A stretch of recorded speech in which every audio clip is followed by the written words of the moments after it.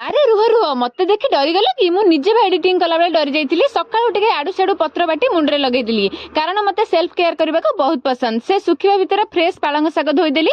ଗାଧୁଆ ସାରି ବ୍ରେକଫାଷ୍ଟରେ ସୁଜି ଥିଲା ବନେଇ ପେଟେ ଖାଇଦେଲି।